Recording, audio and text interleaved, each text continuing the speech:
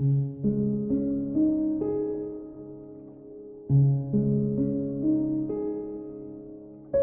sister said that she had always felt like an outsider. She didn't tell me until we were adults, shortly before she left. When we were kids, we were not at all alike. My sister was one who could not see the point of most schoolwork. While practicing writing the letter A, she thought, "I've done it once. Why does the teacher need an entire page of the same letter?"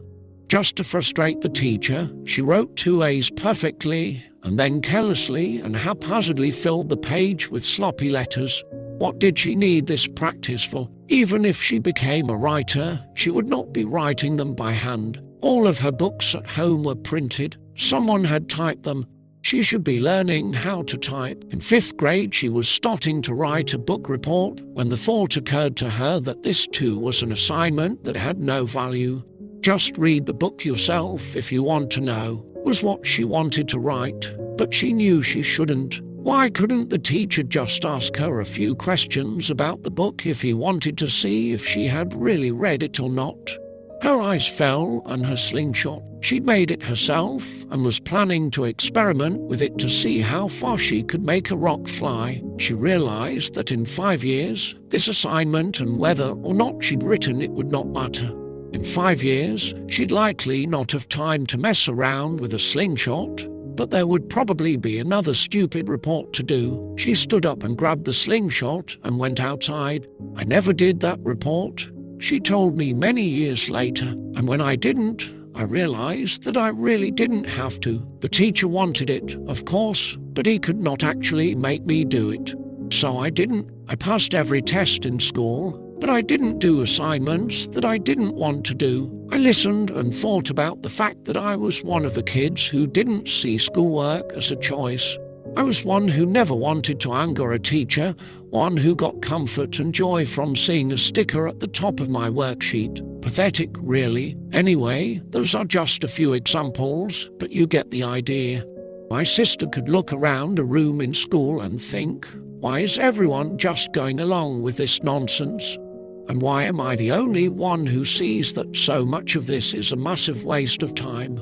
At home, it was similar. Everyone else seemed to think that certain things were so important. Chores, visiting, dinner with family. She looked at her books and thought about all the great ideas that were in the pages, ideas that somebody who probably didn't even make the bed had taken the time to write down.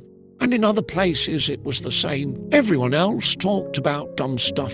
Hi, how are you? Blah, blah, blah. Same stupid, pointless things. And they seemingly had fun doing so. Nobody said, so what if?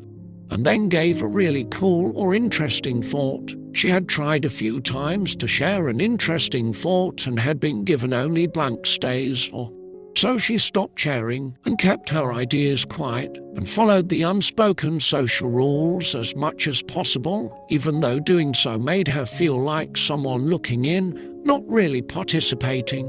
She learned to accept this. I was mostly unaware of these things when we were kids. There was enough of an age gap that we didn't play together much, and once she went to middle school, we didn't attend the same school, didn't ride the same bus. Our interests were entirely different, so even at home, we didn't interact a lot. Anyway, as I said at the beginning, she told me all of this just before she left.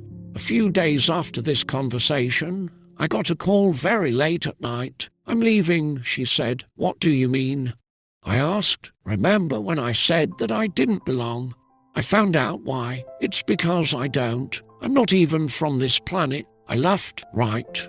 So, tell me what this is really about. Are you going on a vacation?" She didn't laugh. "I'm serious. They're the ones from my planet are taking me back in just a few minutes, along with a lot of other people. It turns out that they left us here as a sort of experiment. They are promising that we will be much happier once we are home." That concerned me. Had she lost her mind? I was several states away, so to see her I'd have to get on a plane. "Wow.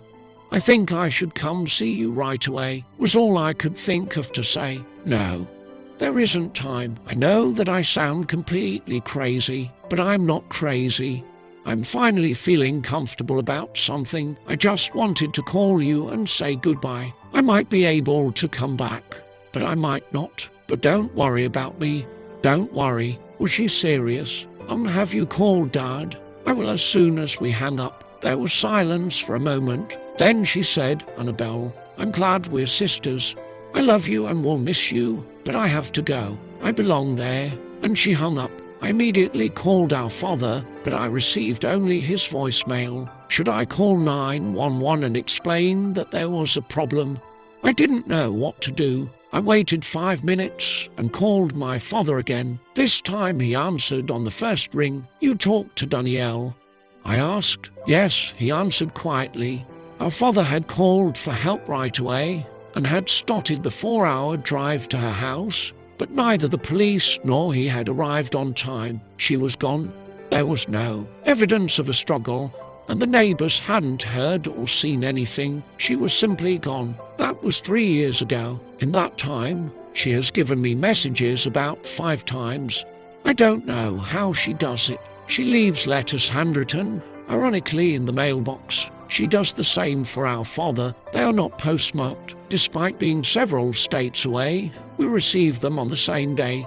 There are so many things I'll likely never know, but I choose to believe that she has found her home where she can be happy.